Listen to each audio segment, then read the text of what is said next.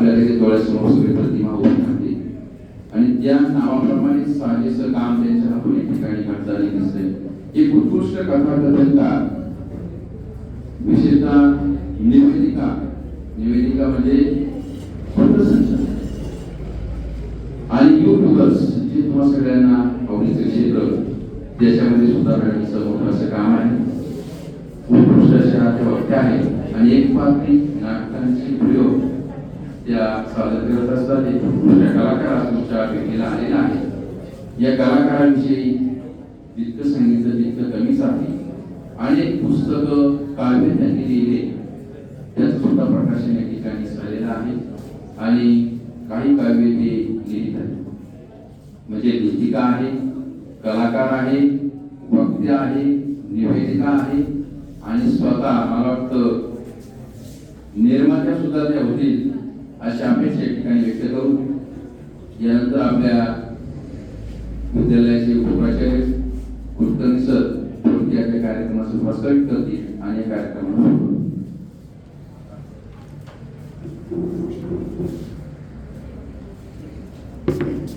सावित्रीबाई फुले पुणे विद्यापीठ वैशाली शिक्षण मंडळ आणि श्री रामानंद स्वामी शिक्षक प्रसारक मंडळ यांच्या संयुक्त विद्यमाने आज Shri Ramanand English school and junior college च्या कनिष्ठ महाविद्यालयात ज्ञान विज्ञान वाचन सर्व या व्याख्यानमालेचा पहिलं पुष्प गुंफण्यासाठी आपल्या विद्यालयात उपस्थित असलेल्या डॉक्टर प्रतिभा जाधव यांचं मी आपल्या ब्राह्मण संकुलातर्फे प्रथमतः स्वागत करतो.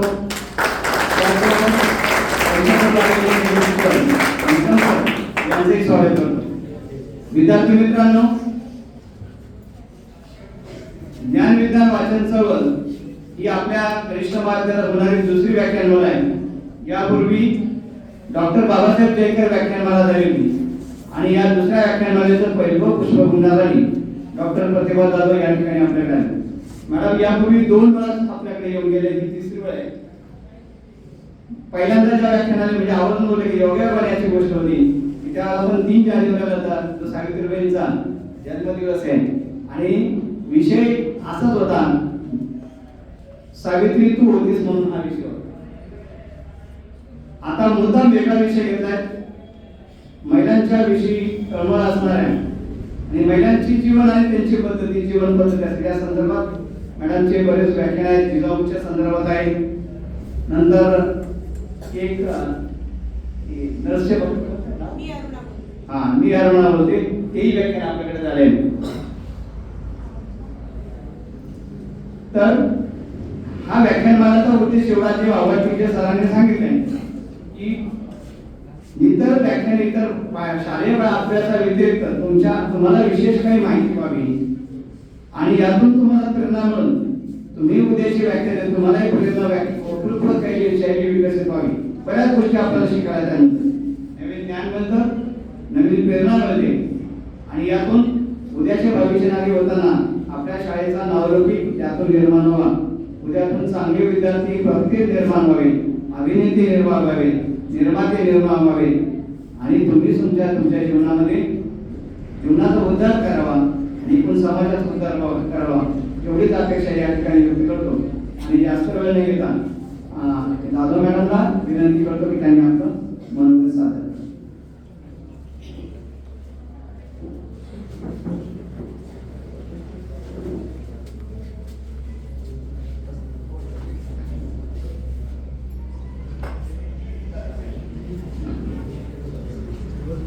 मैं स्त्री हूँ, मैं स्त्री हूँ, मैं नारी हूँ, मैं कली हूँ, फुलवारी हूँ. सुन रहे हो आप लोग? ऐकताय ना? काळजीपूर्वक ऐका. मैं स्त्री हूँ, मैं नारी हूँ, मैं कली हूँ, फुलवारी हूँ, मैं दर्शन हूँ, मैं दर्पण हूँ, मैं नार हूँ, मैं गर्जन हूँ, मैं बेटी हूँ, मैं माता हूँ, बलिदानों की गाथा हूँ, मैं भगवत गीता हूँ, मैं द्रौपदी हूँ, सीता हूँ. पुरुषों की इस दुनिया में मुझे कैसी नियति दिखलाई, कभी जुए में हार गए, कभी अग्नि परीक्षा दिलवाई. कलयुग हो या सतयुग हो, इल्जाम मुझे पर आता है, क्यों घनी अंधेरी सड़कों पर चलने में जी घबराता है. मैं डरती हूँ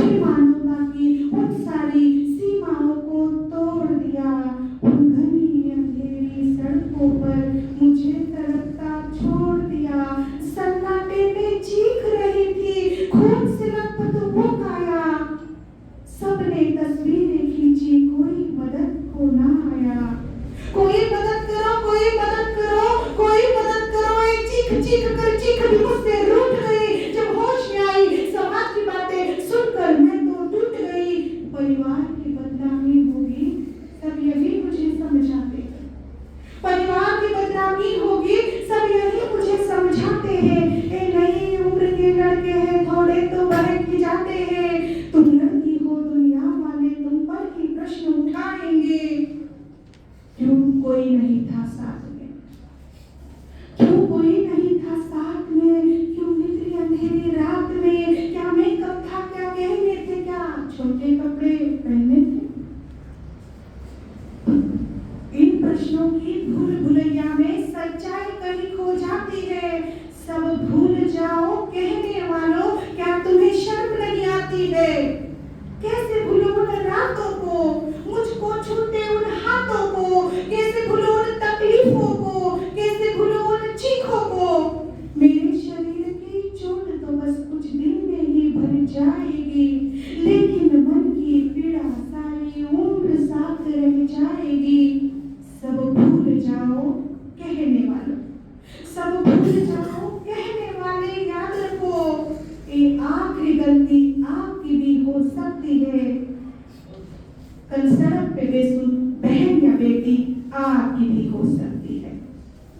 और इस एहसास से बढ़कर कोई दर्द नहीं हो सकता है। और इस एहसास से बढ़कर कोई दर्द नहीं हो सकता है। जो नारी का अपमान करे वो मर्द नहीं हो सकता है।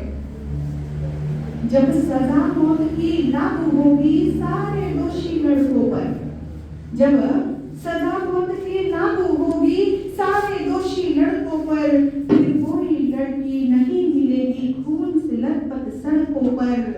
तो आओ प्रण लो मेरे साथ और, तो आओ प्रण लो मेरे साथ और ये आवाहन करो। अपनी मर्यादाओं को समझो, नारी का सम्मान करो, नारी का सम्मान करो, नारी का सम्मान करो।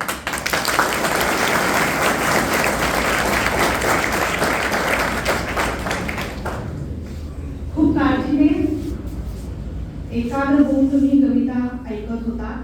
ही कविता सुरुवातीला ऐकवण्याचं प्रयोजन म्हणजे आज मी जो विषय बोलणार आहे तो सूचकतेने तुमच्यापर्यंत न्यायचा होता। आज माझ्या बोलण्याचा विषय आहे महापुरुषांच्या नजरेतून स्त्री। डॉक्टर मंगला आठेकर लिखित हा ग्रंथ आहे आणि याचं विश्लेषण मी करणार आहे। तर तुम्ही म्हणाल मॅडम व्याख्यान म्हटलं की थोडंसं कंटाळवाणं वगैरे वाटतं। अजिबात नाही, मी तुम्हाला त्या पद्धतीने सांगणारच नाही की तुम्हाला कंटाळवाणं वाटेल, रटाळं वाटेल, चालेल ना।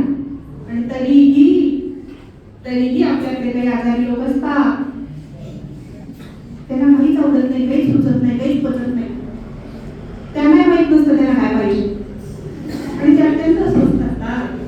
असं कोणी अस्वस्थ आजारी असेल त्याने हात वर करावा, मी तिथेच थांबेल आणि निघून जाईल आड्या पावली। पण तसं होणार नाही ही खात्री देते। या ब्रह्मानंद शैक्षणिक संस्थेमध्ये येण्याची माझी ही तिसरी वेळ आहे।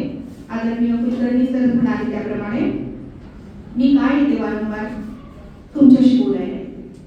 आवडतं मला तुमच्याशी बोलायला, तरुणाईशी बोलायला आवडतं। आम्हा म्हाताऱ्या माणसांना तुम्ही काय विचार करता, तुमच्या भूमिका काय, तुम्हाला काय वाटतं, तुम्हाला काय रुचेल, तुमसे मिलना बातें करना बड़ा अच्छा लगता है। तर या शैक्षणिक संस्थेमध्ये मला आमंत्रित केल्याबद्दल धन्यवाद।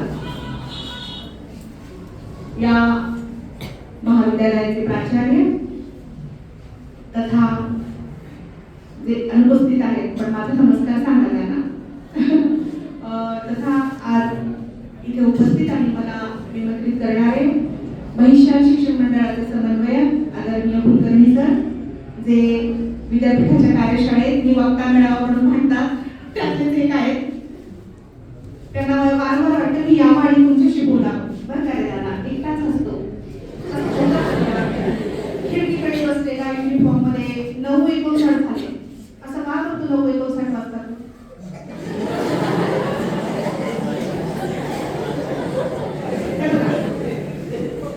नाही वाटलं ना आम्हाला छान वागावं, एवढ्या लांबून आले एवढ्या थंडी गारठ्यात तुझ्याशी बोलायला आणि तू दुसरीकडे बघून असतो मला काय तुझे बघून असतो मला इथून सगळं दिसतंय पण मी सांगणार नाही मी पाहिले तर आपण असंच असतं आम्ही तुमच्या घरी तुम्ही कोणाच्या घरी असं का बोलताय तर इकडे लक्ष द्या मी काय सांगते तर मला या महाविद्यालयात निमंत्रित करणारे आदरणीय कुलकर्णी सर आणि अलीकडे बरं का आपण सर कुणी कुणाबद्दल चांगलं बोलत नाही काही काम असल्याशिवाय पण तुम्ही अगदी नितळपणाने निष्पक्षपणाने माझा परिचय करून दिला छान बरं वाटलं मला चांगल्या पद्धतीने सरांनी खूप प्रसारवाणी माझा परिचय करून दिला हे बघा विनोद झाल्यावर आहे ना किती वेळ हसायचं याला पण एक मीटर असतं हिशोब असतो विनोद झाल्यावर नंतर तास पडतो हसत असेल तो नॉर्मल नसतो हा बरोबर का नॉर्मल ॲबनॉर्मल लक्षात येईल तुम्हाला अशा छोट्या छोट्या गोष्टी आहेत गमत काय होतं माहिती आहे का सर मी जिथे वक्ता म्हणून गेलेले असते ना तिथे आणखी एखादा वक्ता येऊन गेलेला असतो आणि त्याने संकल्पना फिट केलेली असते की व्याख्यान म्हणजे काहीतरी रटाळ आहे आणि त्याचा सगळा इम्पॅक्ट कधी खूपदा माझ्यावर होतो आणि मुलांची सैरभैर असतात आय होप तुम्ही आता स्थिर झालात आणि मला ऐकत आहात तर इथे सर्व मंचावर उपस्थित सर्व शिक्षक वर्ग सगळ्यांचं नाव मला माहित नाही आहे पुढच्या वेळेस आले की सगळ्यांचं नाव उल्लेख करेन नक्की तर आणि तुम्ही लाडक्या विद्यार्थी मित्रमैत्रिणी हे व्याख्यान संपल्यानंतर तुम्हाला कुणालाही असं पश्चाताप वाटणार नाहीच की आपण उगाच येऊन बसलो इथे तास वगैरे तर आजचा माझा जो विषय आहे तो आहे महापुरुषाच्या नजरेतून स्त्री तर तुम्ही मी सावित्रीबाईंना अभिवादन करते कारण आता स्त्री हाच गाभा आहे आजच्या व्याख्यानाचा सावित्रीबाईंना माझ्या कवितेतून मी अभिवादन करताना म्हणेन की सावित्री तू होतीस म्हणूनच कुणामुळे आपण एक कुणामुळे सावित्रीबाईंमुळे सावित्री तू होतीस म्हणूनच स्त्रीची चूल रंगवली चौकट मोडली सावित्री तू होतीस म्हणूनच प्रखांची ती प्रेत तू जमिनीत काढलीस सावित्री तू होतीस म्हणूनच सावित्री तू होतीस म्हणूनच स्त्रीने प्रत्येक लढाई आजपर्यंत जिंकली आणि सावित्री तू होतीस म्हणूनच शिक्षणाची दारं खुली झाली पण आज दगडांची फुलं झाली आणि दगडांची फुलं झाली दगडच होतो आपण कोणी विचारतो दम्याला चूल आणि मूल रांधावाडा खुशी काढा मर मर मर आपल्या आपल्या खोलीत मर तिथे जळ तिथे चुली समोर बस मुलांचं पालन पोषण कर बाई सांभाळण्याची वस्तू होती पण बाई पण सक्षम आहे बाई सबल आहे हे कुणामुळे कळलं आपल्याला पण आणि समाजाला सावित्रीबाईंमुळे कळलं तर सावित्री तू होतीस म्हणूनच शिक्षणाची दारं खुली झाली दगडांची फुलं झाली सावित्री किती वेळ काय ती रूपवर्णावी तुझी तू अशी अनंतात पण उद्यान्तरी प्रतिमा तुझी सावित्री तू दिसतेस मला सावित्री तू दिसतेस मला माझ्या मनाच्या नभात सावित्री तू वाचतेस मला एक मंगल प्रभात तूच दामिनी तुझ स्वामी तूच दामिनी तुझ स्वामिनी तुझ कांतान तुझ मारिनी मावळी तुझ पत्नी वाटणे पारतंत्र्यातील स्वातंत्र्यवादिनी पारतंत्र्यातील स्वातंत्र्यवादिनी असं ती मुली रचली असं प्रत्येक नाम करणारच बोललं पाहिजे असं मला वाटतं नाही काय आले वाले गेले वाले इकडून तिकडे गेले वाले नळी कुंकले सोनारे माहिती आहे तुम्हाला तसं व्हायला नको असो तर मी आता माझ्या विषयाला सुरुवात करते खरं तर मी पीपीटी करणार होते सर पण म्हटलं आहे की नाही सुविधा मी पीपीटीच्या प्रिंट काढून आणल्या पुढच्या वेळी आपण पीपीटी करूया तर आजचा माझा जो विषय आहे तो मी स्त्री काल आज आणि उद्या या अनुषंगाने मांडणार आहे हे बघा आपल्या भारतामध्ये मुख्य धर्म किती आणि कोणते आता प्रत्येकाने एक सांगितलं तरी पण आपलं उत्तर तयार होईल पुढे बोला सुरुवात करा आपल्या भारतातले मुख्य धर्म कोणते हिंदू ओके मुस्लिम सिख ख्रिस्ती ईसाई पारसी बरोबर हे मुख्य धर्म आहे आता धर्म माहिती आपल्याला आता तुम्ही म्हणा मॅडम इथं धर्मावर बोलायला सुरुवात केलं साम्राज्य काळामध्ये तर धर्म अत्यंत संवेदनशील विषय झालेला आहे पण तसं नाही आपण अशा विषयांवर बोललं पाहिजे ज्या विषयांपासून लोक दूर पडतात कारण काय होतंय हे काहीतरी गुण आहे की काय हे भारत संवेदनशील आहे की काय असा भाव केला जातो खरं तर चिकित्सा प्रत्येक गोष्टीची व्हायला पाहिजे कारण आपल्याकडे मेंदू आहे आपल्याकडे मानवी मेंदू आहे आणि माणूस सगळ्यात बुद्धिमान प्राणी आहे. तर कुठल्याही अफवा, भ्रम, गूढ असं काही न ठेवता आपल्याला चिकित्सा करता आली पाहिजे. अगदी आपल्या धर्माची सुद्धा चिकित्सा करता आली पाहिजे. हे एक स्त्री म्हणते तेव्हा मला खूप बरं वाटतं. मंगला आटलेकर अशा संवेदनशील विषयावर लिहितात आणि मी काही खूप प्रक्षोभक काही बोलणार नाहीये. मी फक्त वास्तव मांडणार आहे जे आपल्याला आपल्या पाठ्यक्रमात आणि अभ्यासक्रमात शिकवलं जात नाही. कारण बहिष्कार शिक्षण मंडळ म्हणजे बिनभिंतीची शाळा. तुम्ही म्हणले काय बहिष्कार? शाळेच्या बाहेरचं जे तुमच्या जडणघडणीसाठी पोषक आहे. आता हे पण मला माहितीच पाहिजे ना. पण आता हे सिलेबस शिकवते की हे सांगते? हे सिलेबस शिकवते तुमचे शिक्षक. मग बाहेरचे हे सांगण्यासाठी जे आपल्या जडणघडणीत व्यक्तिमत्व विकासात पोषक आहेत, यासाठी ह्या चळवळी वाचन चळवळ आहे. यासाठी बहिष्कार शिक्षण मंडळाने, पुणे विद्यापीठाने व्याख्यानमाला योजून दिलेले आहे. बिनभिंतीची शाळा. ही पण शाळाच आहे, पण कशी? बिनभिंतीची. म्हणजे याची खरंच बेसिक कन्सेप्ट काय माहिती का? बागेत, बाहेर अंगणात, पटांगणात अशा काही पारावर ह्या व्याख्यानमाला व्हाव्यात. पण आपण घेतो बाहेर होता आणि आपण विद्यार्थ्यांसाठी घेतो व्यक्तिमत्व विकासासाठी. तर हिंदू धर्म, मुस्लिम धर्म, ख्रिश्चन धर्म, इस्लाम धर्म हे आहेत. यांचे संस्थापक माहिती काय तुम्हाला? आता ह्या संस्थेचा संस्थापक असणार आहे कुणीतरी थोर माणूस असेल, ज्याची दूरदृष्टी असेल त्यांच्याकडे आणि तुमच्या शिक्षणाची सोय व्हावी कित्येक पिढ्यांची, म्हणून त्यांनी स्वतः काहीतरी त्याग करून, खर्च करून हे सुरू केलं असेल. कोण आहे त्या संस्थेचे संस्थापक? बरोबर. आता मला सांगा, जो हिंदू बहुल आपला भारत आहे त्या हिंदू धर्माचे संस्थापक कोण? अरे मॅडम, आम्हाला अजून प्रश्न विचारणार नाही असा कोणी. आणि आम्ही कोणत्याही धर्माच्या नावाने घोषणा देत रस्त्यावर येतो, पण आपला अभ्यासच नसतो. हे बघा, उथळ पाण्याला ज्यांच्याकडे नॉलेजची डीपनेस असते ना, डेप्थ असते ना, ते आगाऊला करत नाही. कारण ते जाणतात, जे वाचतात, चिंतन करतात, त्यांच्याकडे लॉजिकल थिंकिंग आहे. पण ज्याला काहीच माहिती नसतं ना, तो आवाज करतो. लक्षात घ्या, तो चोर असतो, तो आवाज करतो. ज्याला काही अभ्यास करत असतो तो आधीच आवाज करतो, कारण तो इन्सिक्युअर असतो. त्याला माहिती आहे माझ्याकडे नॉलेजचा अभाव आहे, मला कोणी काही विचारलं तर सांगता येणार नाही, त्यामुळे तो आधीच अग्रेसिव्ह होतो, आक्रमक होतो. शांतपणे जो मुकाबला करतो समोरच्याचा किंवा शांतपणे जो समोरच्याला उत्तर देतो, त्याचं वाचन, चिंतन, मनन, सामंजस्य त्याच्याकडे असतं आणि संयम असतो. चार गोष्टी सांगण्यासारख्या असतात. तो शाब्दिक वादावादीमध्ये, प्रतिवादामध्ये हरवू शकतो समोरच्या. ऐकलं तुम्ही? उथळ पाण्याला खळखळाटणार, आणि जे खोल असतं पाणी, डेप्थ असते, त्याचा आवाज नाही येत. मला सांगा, हिंदू धर्माचे संस्थापक कोण?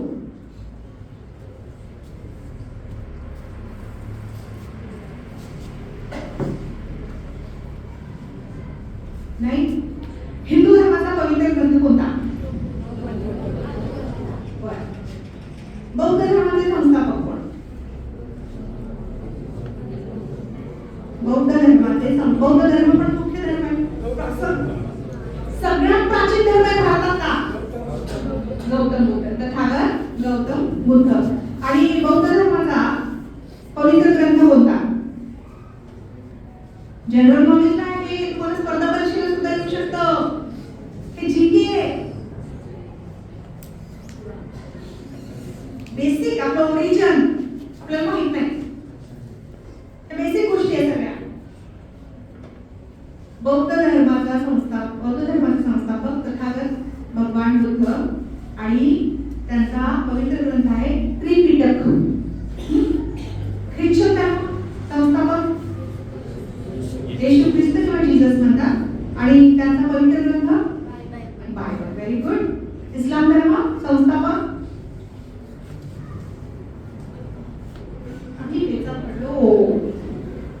इस्लाम धर्माचे संस्थापक कोण? माहित पाहिजे ना आपल्याला. मोहम्मद पैगंबर. लक्षात ठेवा. आणि त्यांचा पवित्र ग्रंथ कुराण शरीफ. बरोबर. आता हे जे आहे ते चार इथले मुख्य धर्म आहेत आणि हे धर्मीय भारतात राहतात. विविधतेतून एकता आपण शिकतोय, बरोबर ना? विविधतेतून एकता. भारताचं वैशिष्ट्य आहे, जगाच्या पाठीवरचा कोणताच देश नाहीये जो एवढं त्याच्याकडे विविधता आहे.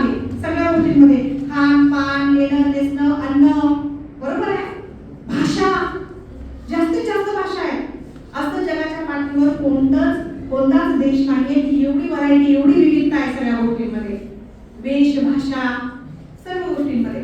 तर आता तुम्ही म्हणाल मॅडम तुम्ही 3 धर्मांचे संस्थापक सांगितले, पण हिंदू धर्माचं काय?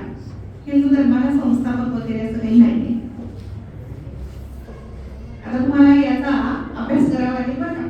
साधं गुगल सर्च केलं तरी तुम्हाला त्यातून कळेल की काय आहे ते. तर असं म्हटलं जातं की मनुस्मृती हा हिंदू धर्माचा एक ग्रंथ आहे आणि भगवद्गीता हा पवित्र ग्रंथ मानला जातो हिंदू धर्मामध्ये. हिंदू या शब्दाची उत्पत्ती कशी झालेली आहे? सिंध प्रांत माहिती ना, सिंधूचे खोरे कोण बसलं तिथे येऊन? आर्य येऊन बसले. इंग्रजांचं जेव्हा आपल्याकडे राज्य आलं तेव्हा त्याला सिंधू म्हणता येत नव्हतं, ते हिंदू म्हणतात. हिंद प्रांत, हिंदुस्तान, आणि तो हिंदू म्हणून म्हटलं की संस्थापन आहे कोणी. हे लॉजिक आहे. तर मला सांगायचं उद्देश काय? तुम्ही म्हणाल मॅडम हे सगळं तुम्ही सुरू केलं, पण मी आता जे सांगणार आहे त्याच्या मुळाशी मी येते. मुद्दामच तुम्हाला धर्मसंस्थापक विचारले.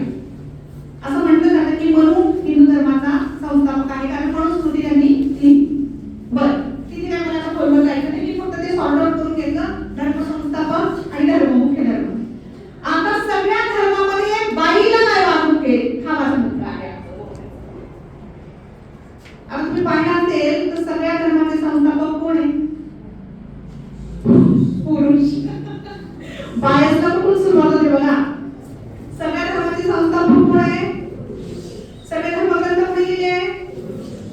बाईच्या पक्षात कशी लिहितील हो? तर बाई पाहावं लागेल की. सगळ्या धर्मग्रंथात बघा कुठेतरी बायकांना, सगळीकडेच बायकांना, कुठेतरी काय दुय्यम वागणूक दिलेली आहे. दुय्यम म्हणजे बाईला सेकंड सेक्स म्हणते.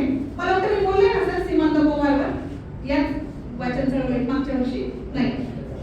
मी सिनियर कॉलेजला बोलले तुमचे. तर तुम्हाला मी काही महत्वाचा ग्रंथ सांगते. माझ्या बोलण्यातून काही पुस्तकं येत जातील महत्वाचे. सिमोन द बोवार खूप मोठी लेखिका. तो ऐकलायस? येस येस, तू बोलतोय, चांगली गोष्ट आहे. कोणतं पुस्तक आहे बाळा तिचं फेमस? पाश्चात्य लेखिका आहे. 600 पानांचं पुस्तक आहे.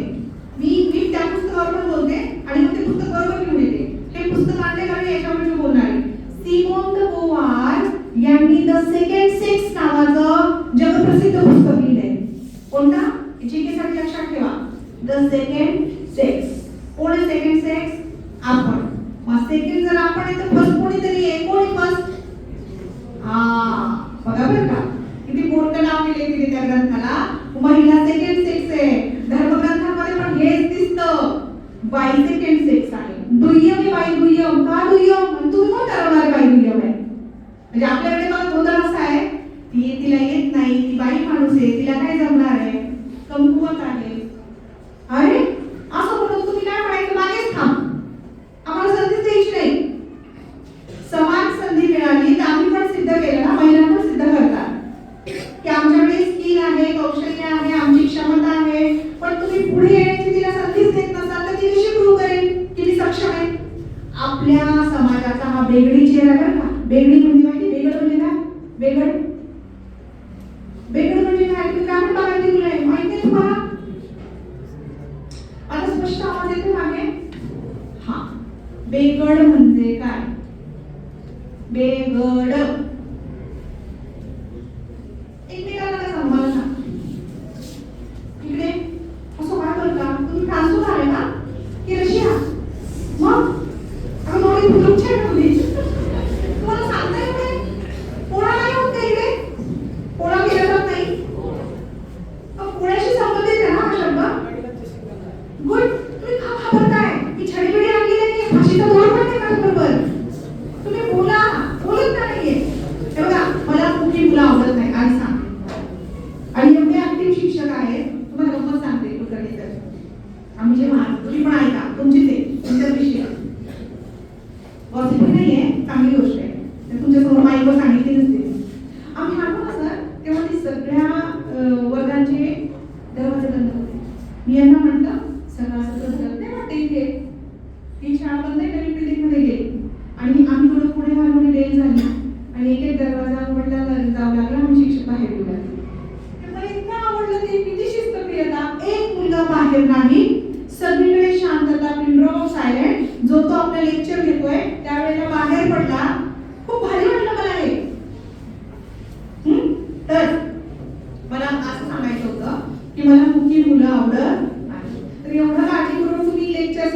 क्लास करतात, काहीतरी घेतात नाही इथे, पण त्याला आउटपुट पाहिजे ना रे. इनपुट ओनली स्पोर्ट होईल की आउटपुट पाहिजे, आउटलेट नो. आपण जे ग्रहण करतो, आपण जे चांगलं ऐकतो ते कुणाला तरी सांगावं, बरोबर आहे. कृती करावी तशी. मी ना एफवायच्या वर्गावर जाते प्रत्येक वर्षी, आमचं सिनियर कॉलेज. एफवायची मुलं म्हणजे आता तुम्ही 12वीत आहेत ना, 11वीला 12वीत मुली आहेत का, तुमच्यापेक्षा 2 वर्षांनी मोठी, म्हणजे तुमची डिट्टो कॉपी, काही विशेष फरक नाही. असे बसलेले, संकोच, लाजलेले, बोलू की नको, बोललं तर काय होईल, आणि म्हणलं तुम्हाला बेलच्या कानाजवळ गरम वाफा नाही का हाकू. प्रश्न तर माहितीच नाही, त्याला असं काम ठेवलंय मला, ते घाबरणं वगैरे. ठीक आहे, त्या वयात ते सुलभ असतं. तर एफआयच्या आम्ही शैक्षणिक वर्ष सुरू होतो तेव्हा जातो आणि प्रत्येक मुलाला विचारतो, उठ, नाव सांग, गाव सांग, छंद सांग, तुझं स्वप्न सांग, तुला काय व्हायचंय आयुष्यात, काय बनायचंय, करिअर, अबाउट करिअर ते सांग. मुलं उठतात, धाड सांगतात मुलं. मुलींची वेळ आल्यावर मुली, होय काय व्हायचंय मला, आता मॅडमने विचारलं मला काय की व्हावं लागेल, काय व्हावं मी. म्हणजे सर त्यांना विचारलेच नसतं की तुला काय व्हायचंय फ्युचरमध्ये. बघा बघा, आपल्याकडे वैचारिक दारिद्र्य आहे आणि आपल्याकडे पालकांमध्ये पण सुधारत्व नाहीये फार. मानसशास्त्र कशाबरोबर खातात हे काही शिक्षकांना माहित नसतं की मुलांना काय बोलावं, काय ऍक्शन घेतल्यावर त्यांच्या मनावर काही परिणाम होईल. बरं का खूपदा तर आपल्याकडे मुलींना ग्रामीण भागात तर विचारलं जात नाही तुला पुढे काय व्हायचंय. बघायचं, पिंट्याचं, पप्प्याचं असं सांगतात ना, आमचं पप्पे याव करतो, आमचं पप्पे त्याव करतो, पण आमची पिंटी काय करते काय सांगत, आणि तिला विचारत पण नाही. मुलांचं मात्र ते जन्माला कौतुक असतं पालकांना, पण मुलींच्या बाबतीत होतं ना जेंडर वाईज नाही होत. नसेल होतं खूप आनंदाची गोष्ट आहे, मला आनंदच आहे त्याच्यात. माझ्या काळातही असं होतं, मुलींचं नाते मोडतं उतरून नसायचं. तर मग मी मुलींना विचारते, उठ, तिला असं वाटतं कुठून उभं केलंय मला, उगाच आले कॉलेजला, उगाच ऍडमिशन घेतलं असंही वाटत होतं. पण स्टेज तर सोडा, जागेवर राहून बोलायची नाही. पहिल्यांदा आम्ही तिला रिअलाइज करून देतो, जाणीव करून देतो की येस तू एक स्वतंत्र व्यक्ती आहेस, तुला तुझे स्वप्न पाहायचा अधिकार आहे, तुला ते पूर्ण करण्याचा अधिकार आहे, स्वतःला सिद्ध करण्याचा अधिकार आहे. होय, तुला काहीतरी पाहिजे आणि त्यासाठी तू शिक्षण घेतलीये. नाहीतर आमच्याकडे काय सगळीकडे ती दिसतं, मुलीचं लग्न जमत नाही तोपर्यंत शिकवत नाही. लग्न जमलं की यस व्हायला, सुट्टी व्हायला, तिची वार्षिक परीक्षा असून तरी लग्न लावून देणार. पेपरला नाही तरी चालेल का, तोपर्यंत असं नसायला पाहिजे. आता तुम्ही काय करायचं माहितीये का, तुमच्या बहिणी असणार आहेत घरी आणि तुम्ही स्वतः आहात, आपण सांगायचं घरच्यांना. घरचे पारंपरिक विचारांचे असतात, सगळेच नसतात, सन्मानी अपवाद पण असतात, मी म्हणत नाही सगळेच असतात. सांगायचं की तिचं पाय भक्कम केल्याशिवाय तिच्या लग्नाचा विचार करायचा नाही. तुम्ही शहरात जाता, मेट्रो सिटी मध्ये मुली आधी स्वतःचं घर घेतात, कमावतात. उद्या कोणी म्हणलं की मी माझं घर आहे, उचलली बॅग चालली तिच्या घरी, तिने घेऊन ठेवलो. मुली खूप प्रॅक्टिकल झाले, आपल्याला तसं व्हायला पाहिजे. रडणं लगेच आपल्याला डोळ्यातच पण पाणी येतं वगैरे, आपल्याला प्रॅक्टिकल होत आलं पाहिजे. हा, संवेदनशीलता जपायचीच आहे, पण जग कशाशी कसं वागतंय आपल्याशी त्याप्रमाणे आपल्याला पण डील करता आली पाहिजे. नाही तर काय करतं, लोकांना आपल्याला अस्वस्थ ठेवण्यात फार मजा वाटते, लक्षात घ्या. हा पॅनिक कसा होईल, किती हसतोय, किती आनंदी, किती छान राहतो, किती छान राहते, किती आनंदात आहे. एवढी आनंदात का, हे आनंदात नाही पाहिजे. मग काहीतरी काढी करायची, कुठेतरी राजकारण करायचं, अस्वस्थ करायचं, गॉसिपिंग करायचं, भ्रम पसरवायचे, अफवा पसरवायच्या, चुकीचं सांगायचं, आणि तुम्ही पुढे आपल्याकडे आले मानवी म्हणे मग दुखावलं जातं असं कुठेतरी काहीतरी सांगितल्यानंतर. किंवा आपण काय जे करत असतो ना ते विष कालवणं म्हणजे ती उपमा दिली तशी काहीतरी चुकीचं करणं की ज्यामुळे आपलं जे सरळ सोड व्यवस्थित आयुष्य चाललेलं आहे ते विस्कळीत होईल. असतात ना अशी लोक, त्यांना म्हणतात काय दुधात पिठाचा खडा घालवणारे.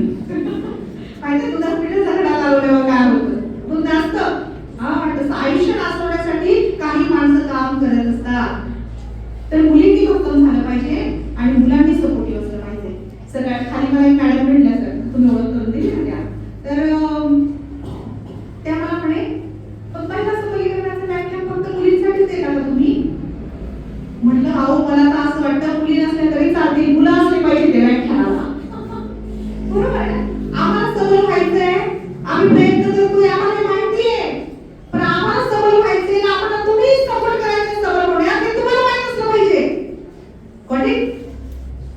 आलं लक्षात? आणि घरी जाऊन तुला तर लग्न होऊन नवऱ्याच्या घरी जायचंय. आई कशाला तिची लाड करते एवढी? वडील कशाला कशाला हिला गाडी घेऊन देतात? म्हणजे तुमचा माइंडसेट तुम्ही जरी शिकत असला तरी तुमचा माइंडसेट तोच आहे जो 50-60 वर्षांपूर्वी होता. आता मला माहिती आहे तुमच्या मनात पण हे कधीतरी होतं. तुम्ही पण असं बोलत असता जेंडर बायस करणार. यू नो जेंडर बायस म्हणजे काय? लिंगभेद. जेंडर बायस म्हणजे काय? लिंगभेद. तुम्ही की तुमच्या नकळत हा जरी केलेला आहे. बोलाय का बहिणीविषयी? ती कमी महत्वाची अशा पद्धतीचं तुम्ही ऐकलेलं आहे का? हा हे होतं. हो म्हणतात तुम्ही लबाला तुम्ही काहीच नाही म्हणजे मला कळलं. नसला बोलला तर लगेच नाही सांगितलं असतं पण तुम्ही बोललेला म्हणून तुम्ही असे. हे बघा आम्हाला सबल व्हायचंय, सक्षम व्हायचंय. आम्ही स्वतः होऊ शकत नाही. तुम्ही पण सपोर्टिव्ह राहिलं पाहिजे. म्हणजे मी खूपदा म्हणते हे की महिला सबल झाली पाहिजे असं तुम्ही म्हणता. महिला सबल झाल्या पण आहेत. तुमच्या बरोबरी मागे नाही बरोबरी आल्या पुढे पुढे पण करून गेले एक पाऊल. पण महिला सबल झाली पाहिजे ती होते इथपर्यंत तुमचं शिक्षण झालंय. सबल महिलेशी कसं वागायचं अजून तुम्हाला शिकवलं गेलेलं नाहीये. महिला बॉसात पण चालत नाही सर. मी अजिबात पुरुषांविरोधात बोलत नाहीये. कारण महिला कल्याणासाठी जेवढे काही झुंजले आणि झटले ते सगळे पुरुष होते या मागे. ते मान्य करते. कोण कोण महिला कल्याणासाठी कुणी कुणी काम केले भारतात? हा आपल्याला तर मोजकीच नावं माहिती आहे. ती कक्षा आपण वाढवली पाहिजे. त्यासाठी वाचलं पाहिजे. आणि वाचण्याचा कंटाळा असेल तर ऐका. 13 वर्ष झाले मी टीव्ही पाहत नाही. तुम्ही म्हणाल तरी जिवंत आहे मॅडम तुम्ही? हो जगता येतं. मी 13 वर्ष टीव्ही पाहत नाही. कारण मी हा अनालिसिस केला टीव्हीवर काय दाखवतात. बायकांनी पण ह्या सगळ्याचं आहे ना चुकीच्या गोष्टी त्याच्यातून बाहेर येण्याचा प्रयत्न केला पाहिजे. नाही तर माझ्या नवऱ्याची बायको काय पाहावं आणि कुठल्या कुठल्या सिरियल निघाल महिन्याच्या रडक्या त्या सारख्या सासूरवास होतो तिला. मग कोणीतरी पाय उतरतं मग कोणतरी फिरत त्याच्यावर तेल टाकतं मग ती पाय सुरू पडते. हे बघा तुम्ही आज स्मार्टफोनच्या नावात अत्यंत मी त्याला मूर्खपणा म्हणते. मी त्याला बालिशपणा म्हणते.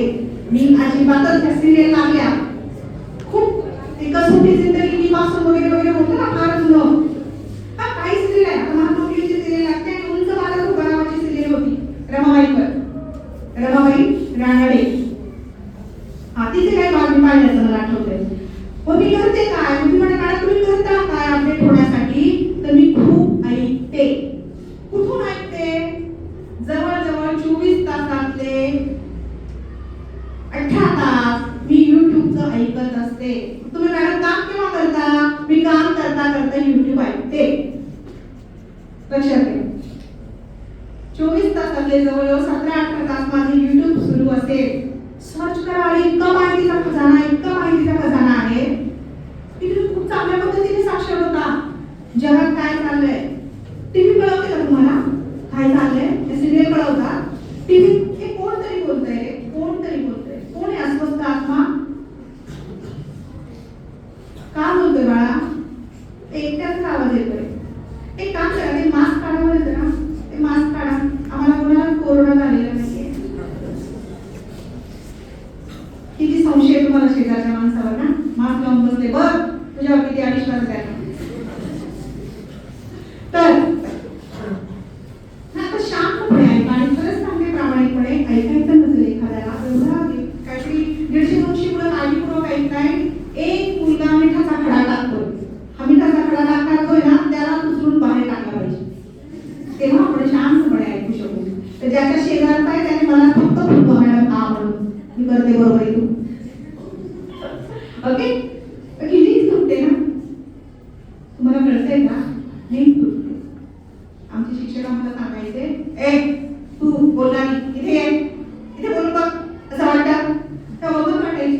आता आम्ही इथं आल्यावर कळतं शिक्षक बरोबर होते आणि आपण किती मांडवतो आपण किती त्रास द्यायचो त्यांना. आणि बाळा मी जे सांगते ना ते ऐकण्यासाठी 50-60-100 एक पुस्तकं चाळायला लागतील. मी सगळ्यांचा तुम्हाला झीज सांगते ना, दारावून सांगते ना, मला ऐकलं पाहिजे की नाही? बर, तर काय सांगत होते? सिरियल पाहत नाही. तर बघा मुलींनो, तुम्हाला जर याच्या बाहेर यायचं असेल तर तुम्हाला आजच्या काळातल्या गोष्टी ऐकाव्या लागतील, ग्रहण करावे लागतील तुम्हाला सुद्धा. कारण हे कसलं युग आहे? स्पर्धेचं युग आहे.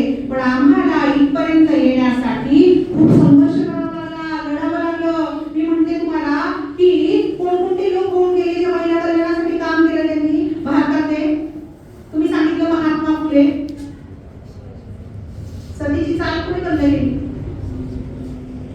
आजही सती गेलो असतो आपण. मी म्हटलं म्हणून धर्मात कशा गोष्टी लिहून ठेवलेल्या बायकांच्या विरोधात. सतीची चाल म्हणजे काय ते सांग म्हणा. हा बरोबर आहे तू? नाही बाई, मी नाही बोलत. हे असं आहे म्हणजे मोठी मुलं मला आवडत नाही. चूक तर चूक बोला. सगळे काही हुशार नाहीये. तू हुशार बोल. सतीची चाल म्हणजे काय? हा बाळा कुणी कुणी? डॉक्टर गोपाळ नाही. बरं ठीक आहे, मी येते करेक्ट आन्सर कडे. हा आणि काय बोलिनो आपण त्याच्यामुळे जिवंत आहे. आपल्या आजा पंजा आपल्याला माहित पाहिजे की नाही? हा आज ती प्रथा नाही आहे. नाहीतर नवरा मेल्यानंतर बाईला आधी बसायची चितेवर, मग त्याचं शव आणि त्याचं डोकं तिच्या मांडीवर ठेवलं जाईल. ती जिवंत आहे ना, ठीक आहे, एकदम फिट आहे. पण तो गेला, तिला जगायचा अधिकार नाही. आणि मग चिता पेटवली, ती तरुण असायची. बाला जरट विवाह पण व्हायचे पूर्वी. बाला जरट विवाह म्हणजे वयाने तो खूप मोठा आहे आणि ती वयाने लहान आहे खूपच. म्हणजे तुम्ही तो चित्रपट पाहिला असेल ना, कागदस्पर्श. कागदस्पर्श जन्म बाईचा खूप घाईचा. ऐकले ते गाणं? हा तुम्हाला शोधत राहिलं पाहिजे नाही काहीतरी. असे अस्वस्थ असलं पाहिजे तुम्ही. तरुणाची व्याख्या काय माहिती का? तरुण म्हणजे काय? कोण तरुण? जो अस्वस्थ असतो तो तरुण. 70 वर्षाला मारून जरी अस्वस्थ असेल तरी तो तरुण. तर तुम्ही 18 वर्षाचे काहीच नाही गेले हरी काढल्यावर तुम्ही म्हातारे झालात, वृद्ध झालात तुम्ही. नवीन काही ग्रहण करण्याची तुमची कुवत नाही. नवीन काही शोधण्याची तुमची कुवत नाही. लक्षात घ्या. अस्वस्थ असतो तो तरुण. तुम्ही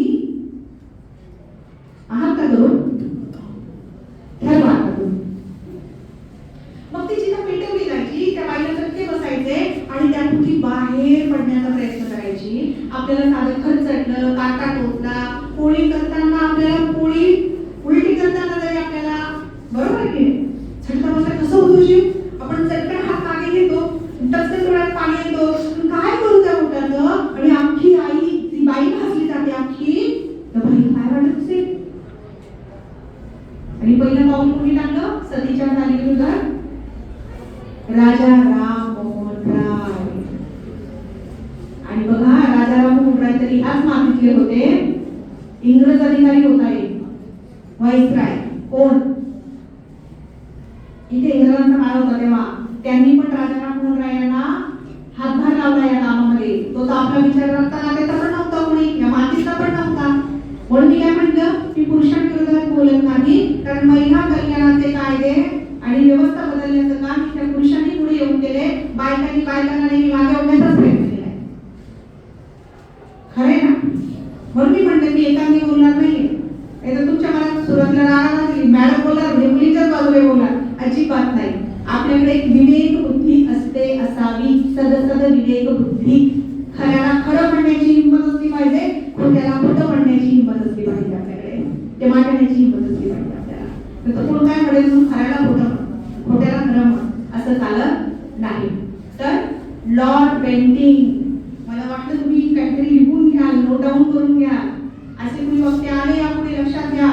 आपल्याकडे एक छोटी डायरी वही काहीतरी ठेवायचं आणि महत्वाच्या गोष्टी लिहून घ्यायच्या. तसं मी हे व्याख्यान आहे ना ते रेकॉर्ड होत आहे. पाठवेलच मी सरांना, कुलकर्णी सरांना, ते तुमच्या ग्रुपवर टाकतील. त्याचं महत्त्वाचं वाटेल ते लक्षात घ्या. लॉर्ड बेंटिंकने साथ दिली राजाराम मोहन रॉय यांना आणि सतीची चाल बंद झाली. तुम्हाला माहितीये, नवरा वारल्यानंतर बाईचे केस काढले जायचे. त्याला काय म्हणतात? केशव वपन. पण बायको वारल्यावर नवऱ्याचे केस काढलेला आम्ही पाहिलं, स्वतः गेले तर आम्ही पाहिलं नाही. त्याला काय दिला स्वतः? तो महिना भरामध्ये कोण असं राहत होतं? महिना पण जास्त होते का? 15 दिवसात 20 दिवसात दुसरी सोयी पाहिली जाते. पण बाईच्या बाबतीत मात्र खूप बायस राहिलेली आपली धर्मपद्धती. त्यांना पुनर्विवाहाचा, तुमच्या नात्यागोत्यात कोणी विधवा असतील, त्यांचे पती गेल्या, कोरोनात खूप महिलांचे पती गेले, पुनर्विवाहाची चळवळ जोर धरते. कुलकर्णी सरांबरोबर मी पण एकल महिला पुनर्वसन समितीत काम केलं सर काही दिवस, आणि आम्ही काही विधवांचे विवाह पण लावले. त्यांना रोजगार मिळवण्यासाठी शिलाई मशीन आणि इतर काही सुविधा मिळवून देण्याचा प्रयत्न केला. तर मी म्हणत नाही पुनर्विवाह हाच हेच सोल्युशन आहे. तुम्ही तुमचे पाय उभे राहिले, उद्योगधंदा, काहीतरी नोकरी म्हणा, शिक्षण म्हणा, स्वतःला सिद्ध केलं, छान आहे ही गोष्ट, पण ताट मानेने जगलं पाहिजे. म्हणजे आज पण आपल्याकडे असं आहे सर, नवरा मेला म्हणजे ती बाई उशी की काय, ती आयुष्यभर खाली मान घालून जगते. आणि तुमच्या नात्यात कोणी विधवा असतील तर त्यांचे पुनर्विवाह झाले काय? नाही, ती बाई लेकरं असतो नसतो ती तशीच जगते, आयुष्य काढते. बघा, आजही आपल्या समाजाने पुनर्विवाह महिलांच्या बाबतीत स्वीकारलेला नाही. महात्मा फुलेंनी या व्यवस्थेला हाच प्रश्न केला होता. याच्यात महात्मा फुलेंचं पण विवेचन आहे, तत्वज्ञान आहे. हे सगळे धर्म आहे, मुख्य धर्म, आणि या धर्माचे संस्थापक आहे, आणि या धर्माचे जे ग्रंथ आहेत त्याच्यावर महात्मा फुले, स्वामी विवेकानंद, महर्षी कर्वे, महात्मा गांधी, महर्षी मीरा शिंदे, र. गोकर्णे आणि डॉक्टर बाबासाहेब आंबेडकर यांचे विचार आहे की धर्मामध्ये काय सुधारणा पाहिजे, अधिक पुढेच्या काही बाजू आहेत का, कोणत्या गोष्टी त्यात आल्या पाहिजे. तर महात्मा फुलेंनी त्या व्यवस्थेला प्रश्न विचारला होता. नवरा मेल्यावर बायको सती जाते, मग बायको वारल्यावर नवरा सता का जात नाही? म्हणजे या धर्मग्रंथामध्ये बघा, मी म्हणत नाही का, कुणीच जाऊ नका. या व्यवस्थेने किती बायस केला आपल्यावर, भेदभाव, अन्याय केला की नाही? बाईनं सती जायचे, केशव वपन केलं जायचं. पहिला नाऱ्यांचा संप या भारतात कोणी घडवून आणला माहिती का तुम्हाला? केशव वपन करू नये म्हणून. कोणी नाही माहिती, वाचतच नाही. आणि ही खूप साधी गोष्ट आहे बरं, म्हणजे बेसिक आहे त्या गोष्टी सगळ्या. बायकांचे केस नवरा वारल्यावर काढून टाकत होते, ज्याला केशव वपन म्हणतात. त्या बाईला दर महिन्याला धाव्यासमोर मान खाली घालून बसावं लागायचं आणि सगळे केस भाजून घ्यायचे, पूर्ण टक्कल. अलवन माहिती का तुम्हाला? अलवन, यू नो अलवन? नाही, कालवन. मी अलवनाची गोष्ट करते. अलवन म्हणजे काय? उंच माझा सुधाराची जर तुम्ही सिरियल पाहिली असेल किंवा काही चित्रपटामध्ये पाहिलं असेल, ती एक गुलाबी रंगाची साडी असते अशी, आणि ती डोक्यापासून आपाद मस्तक गुंडाळलेली असते. त्या बाईच्या शरीराचा कुठलाही अवयव दिसणार नाही, अशा पद्धतीने ती कवर व्हायची. तिने शिरोबाला अन्न खायचं, तिने पुढे कधी यायचं नाही दक्षिणी भागामध्ये, तिने मधल्या फिरायचं, तिने कोणत्या सुंदर कार्यात यायचं. आता कोणत्या बाईला वाटतं आपला नवरा करावा? आणि ज्या बाईचा नवरा करतो त्या बाईला म्हणायचं कपाळ करंटी, पांढऱ्या पायाची, अवदसा, अवलक्षणी. म्हणजे बघा आपली ही व्यवस्था किती, काय म्हणावं त्या व्यवस्थेला, किती बायस आहे. पण ह्या गोष्टी बायको मेलेल्या नवऱ्याला कधीच ऐकायला येत नाही. उलट घरच्या बायका सुचवतात दुसरं लग्न करा, पण बाईला बायका सपोर्ट करत नाही. खूप दाट्या जर जुनी खोडं असतील काही, ते अडथळे आणतात बघा. कितीला आली, कितीला गेली, अजून कशी आली नाही, आज 5 मिनिटं उशीर का झाला, आपण सांगतो बस उशीर झाला, काय नाव सांगतो ते पुढे घरात सांगते तिला काय कॉलेजात पाठवलं. आणि कुणाचे काही हो, कुणाची मुलगी प्रेम प्रकरण हो, तिने लव्ह मॅरेज करो, सगळी पुढे आपल्या घरावर कोसळते. ही थोडीच बंद. अरे इथं काहीच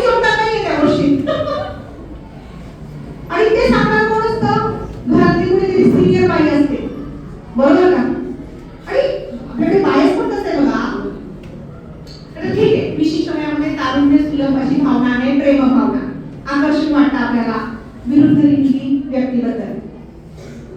किंवा एखादा मवाली टार्गेट टपोरी मुलगा कुठल्या तरी मुलीच्या मागे लागतो, तिला त्रास देतो, तिचा पाठलाग करतो, तिला छेडतो, ती प्रचंड घाबरते. ती घरी सांगू शकते का? काय होईल घरी सांगितलं तुम्हाला माहिती? काय होईल? आमचं सगळं कॉलेज बंदावर येऊन थांबतं. देऊळ बंद सिनेमा होता ना, तसं आपल्या सगळ्या गोष्टी कॉलेज बंदावर येऊन घरच्या कॉलेज बंद केल्यावर सगळे सोल्युशन ऐकताय ना. पण तुमचं कॉलेज बंद मग त्यामुळे तुम्ही घरी सांगत नाही, मग तुम्ही तो त्रास सहन करता, तुम्ही प्रचंड घाबरलेला असता. एकीकडे तुम्हाला शिकायचं असतं, घरी सांगायचं नसतं, पण तुम्हाला सिक्युअर व्हायचं असतं. पण घरी सांगितलं की तुमचं कॉलेज बंद. खरं तर बाहेर गेलं कोणाचं बंद झालं पाहिजे? त्याचं बंद झालं पाहिजे. पण आपल्याकडे सगळा उलटा न्याय असतो. त्याला बंद करून ठेवलं तर तुम्ही सिक्युअर व्हाल ना. आता आपल्याकडे नियम आहे 7च्या आत घरात, बाईनं 7च्या आत घरात यावं. ठीक आहे, चांगली गोष्ट आहे. त्याला 6लाच बोलून घ्या ना, त्याला 6ला घरात बोलून घ्या. आम्हाला वाटतं 2-3 तास आपण उशीर होणार आहे आमच्या कामासाठी, तर आम्ही सेफ राहू शकतो. म्हणजे मेंटॅलिटी काय आहे? तुमच्यावर बंधनं लादणं ही मेंटॅलिटी ही बदलली पाहिजे. बंधनं कुठं असली पाहिजे? रॉंग नंबर आहे ना, ही रॉंग नंबर आहे, हा रॉंग नंबर आहे. हा रॉंग नंबर आपल्या घरात कळत नाही खूपदा. कारण का? ह्या सगळ्या धर्मग्रंथातून, ह्या व्यवस्थेतून या गोष्टी आपल्या आई वडिलांच्या, आपल्या आजा पंजांच्या, आपल्या खापर पंजांच्या डोक्यात पार उतरलेल्या आहे. आणि जी बाई या व्यवस्थेविरोधात बोलू लागते तेव्हा तिला वाईट टाकलं जातं, माहितीये ना. खूप होते बंडखोर. आणि सावित्रीबाईंवर पण हे झालं, वैष्णव टाकलं होतं, लोकांना घराबाहेर काढून दिलं होतं महात्मा फुलेंना, सावित्रीबाईंना. ते वैष्णव झाले, पण ते काम नेटाने सुरू ठेवलं. इतकं नेटाने काम सुरू झालं की आज सावित्रीबाई फुले पुणे विद्यापीठात सावित्रीबाईंचा भव्य मोठा पुतळा आहे. ज्या पुण्यात त्यांना शेणकोळे मारले गेले, अरबांची शिवीगाळ केली गेली, त्याचे इन्फिनिटीवर घालण्याचा प्रयत्न केला गेला, त्याच सावित्रीबाई फुले पुणे विद्यापीठामध्ये, त्याच पुण्यात सावित्रीबाईंच्या नावाचं विद्यापीठ आणि भव्य पुतळ्याकडे गेला तर पहा त्या पुतळ्याकडे पहा, त्या पुतळ्याचे डोळे बोलतात, ते आपल्याशी बोलतात. बघा ते डोळे घालून बघा सावित्रीबाईंच्या डोळे. फार भारी आहे. हे ओरिजिनल आहे आपल्या अस्मितेचा आणि आपल्या अस्तित्वाचा आणि आपल्या आत्मसन्मानाचं. लक्षात ठेवा, आपला प्रवास हा कुठून खास खळग्यात अडचणी संघर्ष हे सगळं करत आलाय, काटे तुडवत आलो आपण. त्यामुळे लक्षात ठेवा, कोणत्याही मोहाच्या गोष्टी येतात, कोणत्याही मोहाच्या गोष्टी आता तुमच्या मार्गात येतील, त्या मोहात पडायचं नाही. आपले टार्गेट काय, आपला गोल काय, आपलं ध्येय काय, हे बघा, ठरवा. ही अशी गोष्ट आहे की आपलं जे मागच्या महिलांनी कुठून प्रवास केलाय, आपल्याला सगळं सुस्थितीत आणून ठेवलंय ना इथे. म्हणजे बाईला घरात बोलण्याची खूप आवडते, तिथे बाई माईकवर येऊन बोलते, वास्तव इतिहास सांगते. तर हे बघा, हा आपला इतिहास आहे आणि हा आपला वर्तमान काळ आहे. तर आपण काय केलं पाहिजे? स्वतः सक्षम होण्यासाठी झटलंच पाहिजे. पण मुलांनो, तुमच्या सहकार्याशिवाय हे शक्य होणार नाही. निकोप समाज निर्माण होण्यासाठी लिंग समानता पाहिजे. आलं लक्षात? म्हणजे एकटी बाई जेव्हा दिसते ती संधी नसते, ती जबाबदारी असते. आलं लक्षात? एकटी मुलगी लेट नाईट दिसते ती संधी नाही तुमच्यासाठी. मी आता इथं काय करू? हो, तिथं कर. काय करशील? जबाबदारी तिच्या घरपर्यंत किंवा तिला जिथे जायचं तिथं सोड, ही तुझी जबाबदारी आहे. लक्षात घ्या. आणि खऱ्या अर्थाने शिक्षणाचा ध्येय हेतू हाच आहे की तुम्ही आतून बाहेरून माणूस झाला पाहिजे. माणूस नाही होत आपण, 100% माणूस नाही आहे. माणूस कोण? ज्याच्याकडे संवेदनशीलता आहे, ज्याच्याकडे संयम आहे, त्याला भलं कळतं, दुसऱ्याचं शोषण करत नाही, दुसऱ्याला दुखवत नाही. असे सगळे गुण आहेत का आपल्यात? कदाचित माझ्याकडे नसतील. माणूस कितीतरी शब्दातून एकदा जन्माला येतो. मला नाही वाटत आपल्याला कुणी माणूस आहे. माणूस म्हणजे काय? बरं, या बाबतीत पण आपली गल्लत होते. पुरुष म्हणजे माणूस असं आपण म्हणतो, पण बेसिकली आपली जात काय माहिती का? आपण सगळेच माणूस आहोत. तुम्ही पण आहे, आपण बाई माणूस, हे पुरुष माणूस. कळलं का? आपली जात धर्म काय, आपली लिंग काय? लिंग भिन्न असू शकतं, पण बेसिक काय आपलं मूलभूत तत्व, आपण सगळे माणूस आहोत.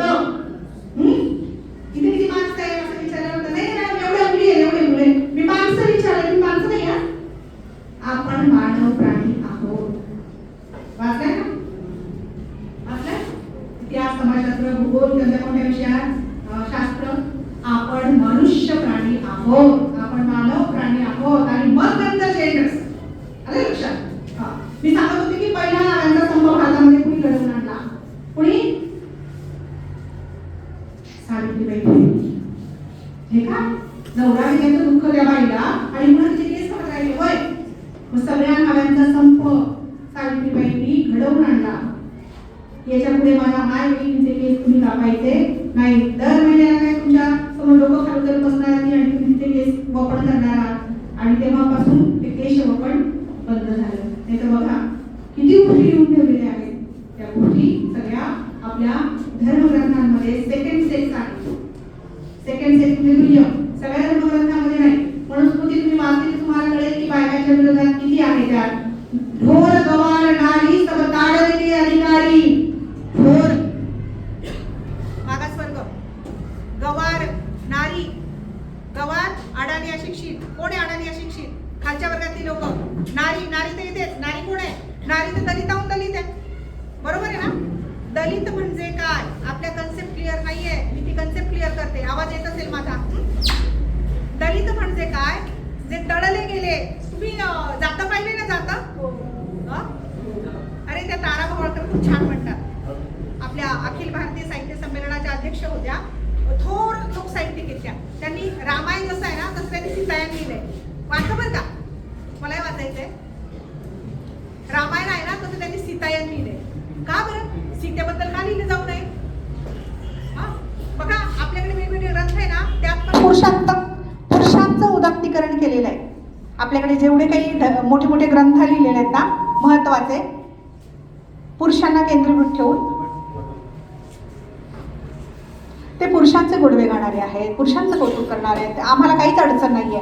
पण अहो त्या काळामध्ये कोणीतरी तर स्त्री होऊन गेली असेल ना. तिने पण असं काही काम केलं असेल. तर तारा भवाळकरांनी सीतायन नावाचा ग्रंथ लिहिलाय आणि त्या खूप छान म्हणतात एका गोष्टीबद्दल. बघा बरं किती छान आहे. मी सांगितल्यानंतर कळेल तुम्हाला. जातं माहिती आहे सगळ्यांना? जात्याचं काम कसं चालतं? जात्याचं काम यंत्र आहे ना ते पण. चाकाचा शोध मोठी क्रांती आहे ना माणसाच्या आयुष्यात. जात्यात धान्य टाकलं जातं. काय म्हणतात त्याला? जात्यात ते वरचं छिद्र असतं वरच्या पाळीतलं. त्या काय वसा म्हणतात ना. वसा टाकला जातो आणि मग काय होतं? भरडलं जातं आणि त्याच्यातून काय बाहेर येतं? मग तारा भवाळकर म्हणतात त्याच्यातून तर येतं ना मग त्याला येतं म्हणावं, जातं का म्हणावं? किती भारी आहे. त्याच्यातून पीठ येतं तर त्याला येतं म्हणावं, त्याला जातं का? त्याच्यात जात थोडी पीठ. किती भारी आहे. तर मी दलित या शब्दाची तुम्हाला फोड करून सांगते किंवा अर्थ सांगते. दलित म्हणजे काय?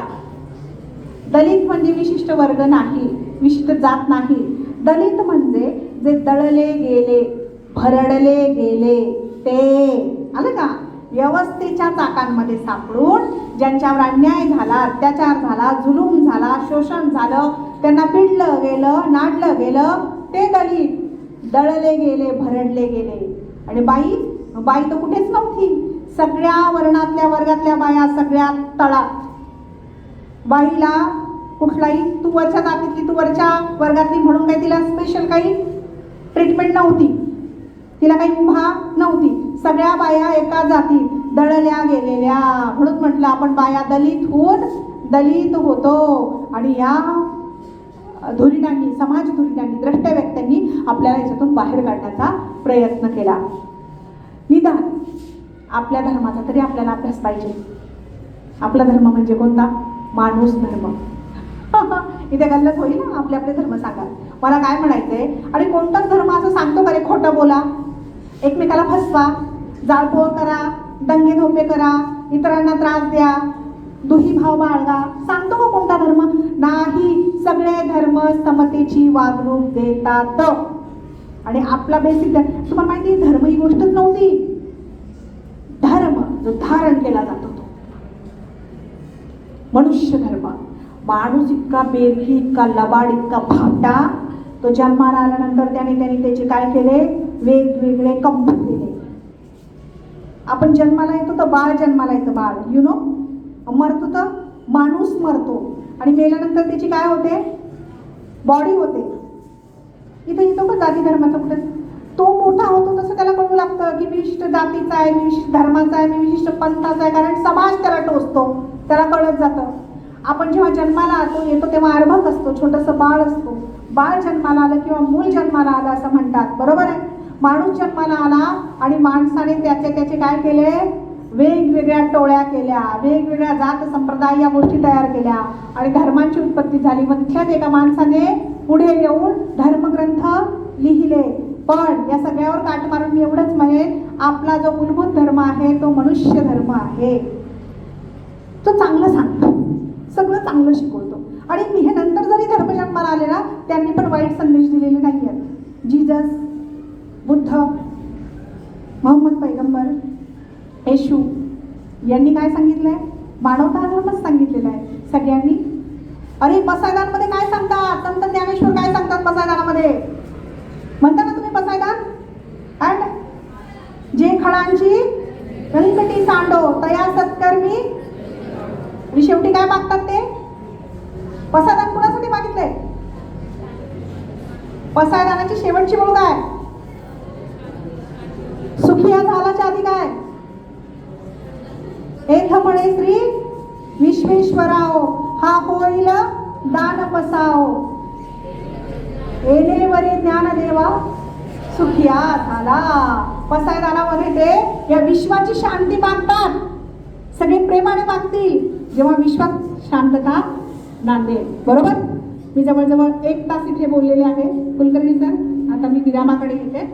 बरं, ही खूप मोठी, म्हणजे हा विषय खूप मोठा आहे सर, एका तासात वगैरे सांगण्यासारखा नाहीये. मोरल ऑफ द स्टोरी कळालं तुम्हाला? मला काय म्हणायचंय? काय म्हणायचंय?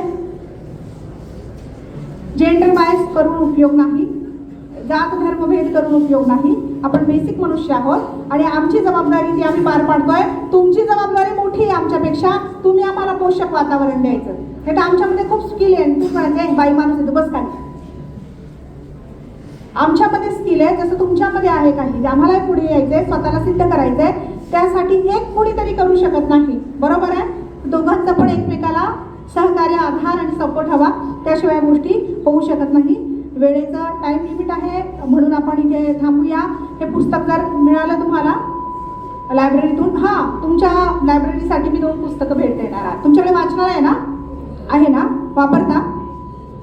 तर तुमच्या वाचनालयासाठी मी माझी 2 पुस्तकं आणलेली ती भेट देणार आहे.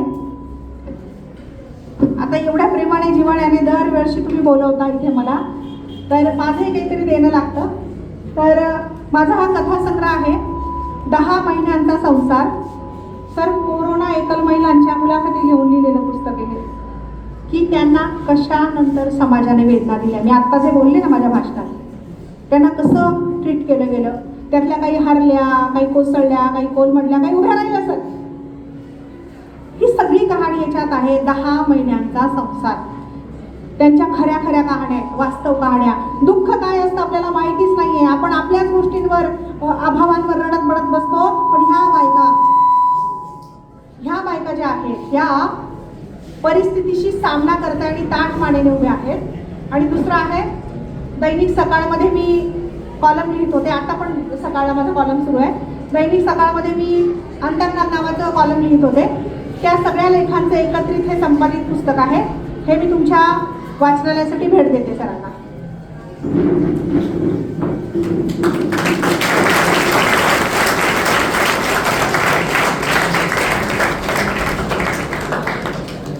धन्यवाद सर. आणि प्राचार्य साहेबांना पण कळवा.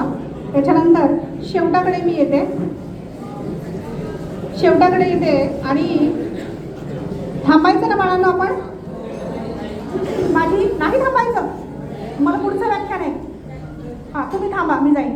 हां, आता शेवटी जाता जाता एक कविता ऐकायची, लक्षपूर्वक ऐका. कोरस बिरस काही कोणी देऊ नका. किती लढते किती झुरते, किती लढते किती झुरते तरी पुरते इथे आहे. किती लढते किती झुरते तरी पुरते इथे आहे. अनितीच्या जगामध्ये नीतीला पूजते आहे. किती वादळ परतवली तुफान झेलली आहे, किती वादळ परतवली तुफान झेलली आहे. जिव्हाळ्याच्या शब्दांनी, जिव्हाळ्याच्या शब्दांनी माणूस जोडते आहे. किती लढते किती झुरते तरी पुरते इथे आहे. सुखाने नांदते येथे, सुखाने नांदते येथे दुखाशी भांडते आहे. सुखाने नांदते येथे दुखाशी भांडते आहे. गुजमी काळजाचे या जगाला सांगते आहे. उद्याचे स्वप्न माझ्या या डोळ्यात रे आहे. उद्याचे स्वप्न माझ्या या डोळ्यात रे आहे. हरवली नियतीला मी, हरवली नियतीला मी हताशा जिंकते आहे. किती लढते किती झुरते तरी पुरते इथे आहे. तर इथे या व्याख्यानाचा विराम मी व्याख्यानाला देते आणि तुम्हा सगळ्यांची रजा घेते. धन्यवाद.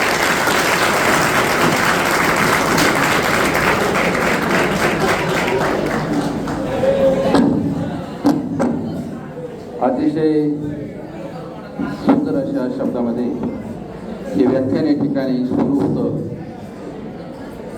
स्त्रियांसाठी अनेकांनी केलेलं कार्य आणि त्याचप्रमाणे अनेकांचे गुरुग्रंथ आपल्यापर्यंत पोहोचवले. तुम्ही आज काय पाहिलं हा प्रश्न विचारण्या अगोदर आपल्याला काय दिसलंय सगळ्यांनीच पाहिलं. आपल्याला दिसले कलाकार, एक चांगल्या प्रकारची गायिका, एक व्याख्याता आणि एक निवेदिका जी तुमच्यात मिसळून अतिशय तुम्ही त्याच्यामध्ये समरस झाले होता. सर्वजण कान देऊन ऐकत होते, पाहत होते. नवीन नवीन आपल्याला काय काय मिळते याचा शोध घेत सगळी मंडळी पाहत होती.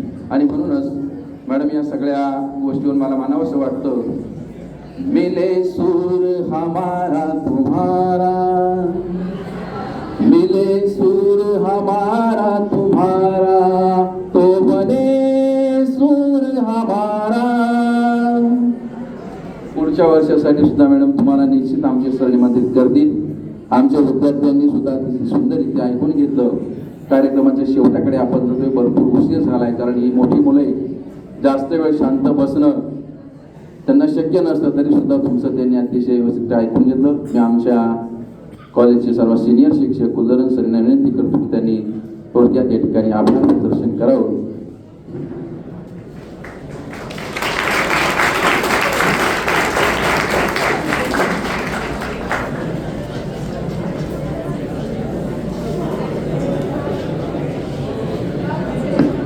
विद्यार्थी मित्र ऐका, एक 5 मिनिटं शेवटाकडे आपण आलोय. मॅडमने सांगितलं आपल्याला, तर 1 तासापासून तुम्ही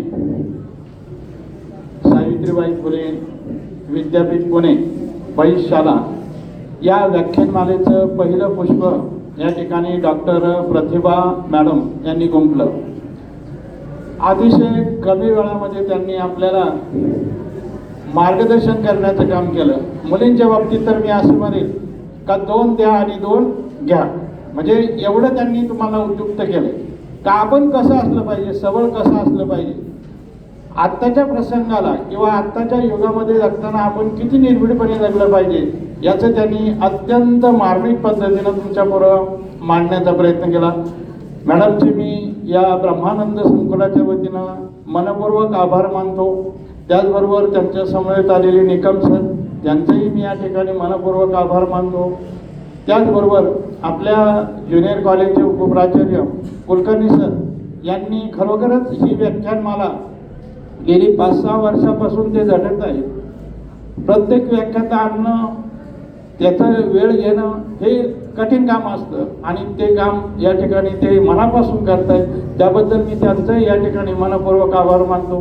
त्याचबरोबर मंचावर असणारे अवॉर्ड सर असतील, दोन्ही अवॉर्ड सर असतील, नुकतेच आलेले घोगे सर असतील, संजू सोनवणे असतील, केकान मामा असतील आणि तुम्ही सर्व विद्यार्थी अतिशय काळजीपूर्वक या ठिकाणी व्याख्यान मिळालेला प्रतिसाद दिला, त्याबद्दल तुमचाही मी या ठिकाणी मनपूर्वक आभार मानतो. आणि पुढची जी सूचना आहे का, आता आपला 5वा पिरियड चालू होता, आता आपली जेवणाची एक 15 मिनिटाची सुट्टी होईल. 6वा तास आपला 11:20 शांत चालू होईल. 11:20 कोणी विद्यार्थी कुठेही जाणार नाही. ज्याला जेवण करायचं असेल त्याने जेवण करायचं, ज्याला पाठीमागे जायचं त्याने पाठीमागे जायचं आणि 11:20